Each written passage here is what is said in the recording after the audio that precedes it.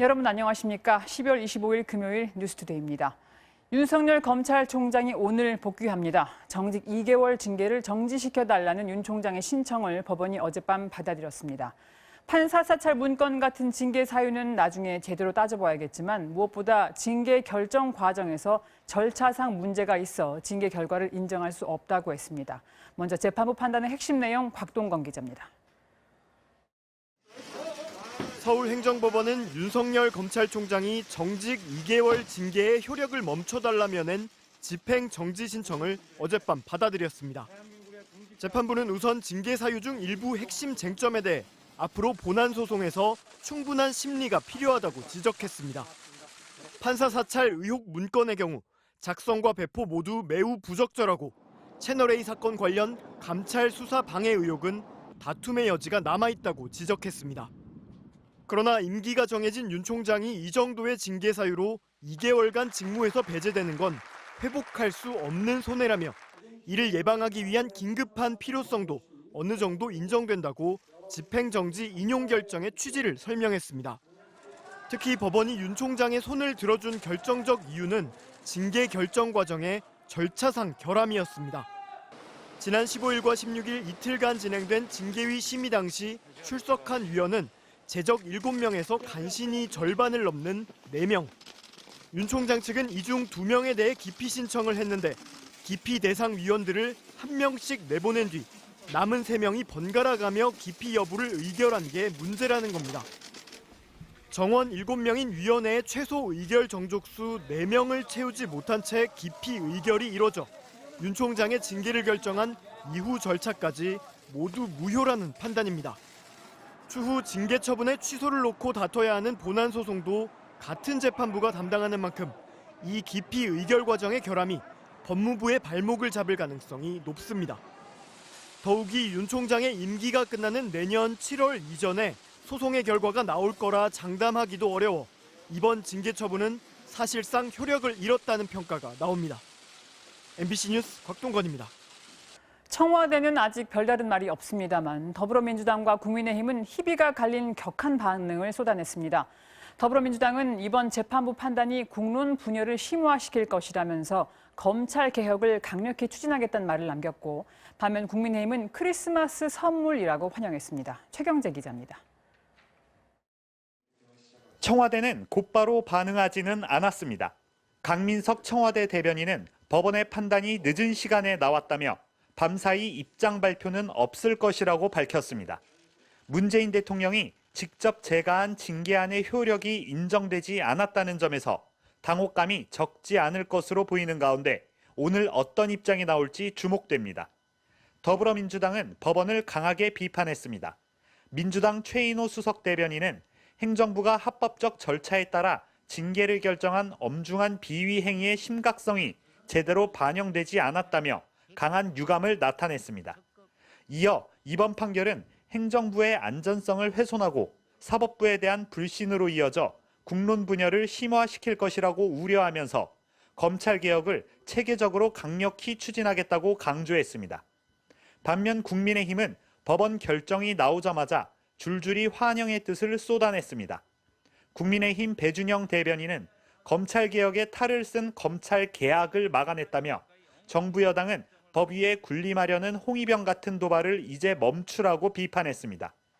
국민의힘 법사위원들도 크리스마스 전날 밤 법치가 죽지 않았음을 확인했다며 국민들이 값진 크리스마스 선물을 받았다고 밝혔습니다. 정의당은 이견이 있을 수 있지만 법원 판결을 존중하고 따르는 것이 타당하다는 입장을 내놨습니다.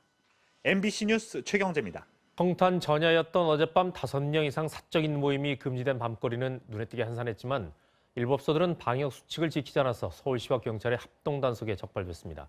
오늘 코로나19 신규 확진자도 또다시 1,000명 안팎을 기록할 것으로 보여서 성탄절에도 불안한 확산세는 이어질 전망입니다. 손하늘 기자입니다. 어제 저녁 서울 강남의 번화가. 인파에 떠밀려 걸어야 했던 예년의 성탄 전야와는 달리 올해는 한산하기만 합니다. 밤 9시 이후 매장 취식이 금지된 데다 그제부턴 5인 이상 사적인 모임이 금지돼 약속 자체를 잡지 않고 있는 겁니다. 친구들이랑 만나는 모임이 있어가지고 6명끼리 모이기로 했었는데 지금 그 약속을 이제 취소를 했거든요. 방역 지침을 제대로 이행하고 있는지 서울시와 경찰이 합동 단속에 나섰습니다.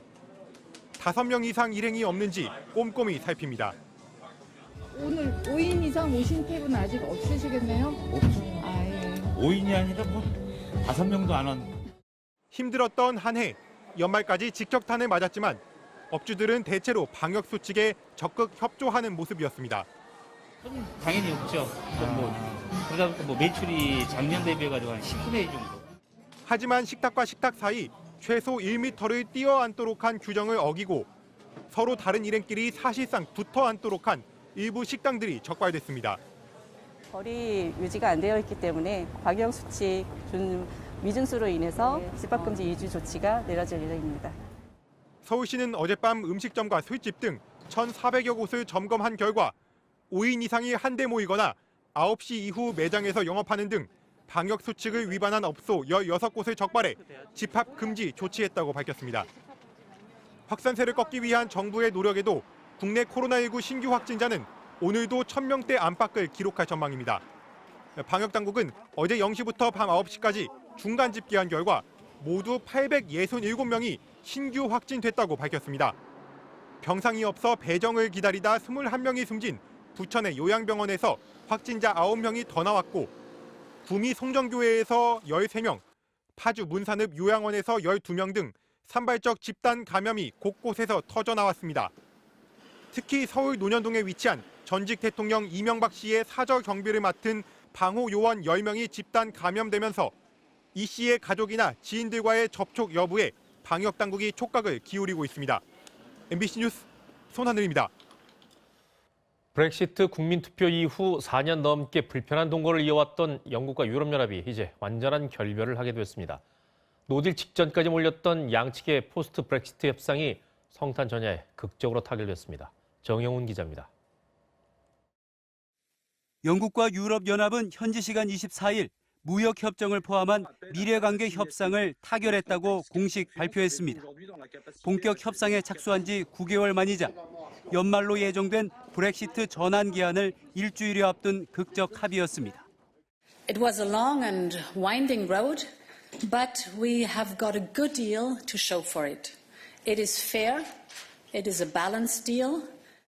막판까지 팽팽하게 맞섰던 어업권과 사법 관할권을 놓고 노딜 브렉시트의 정치적 부담을 느낀 양측이 한 발씩 양보한 것으로 전해집니다.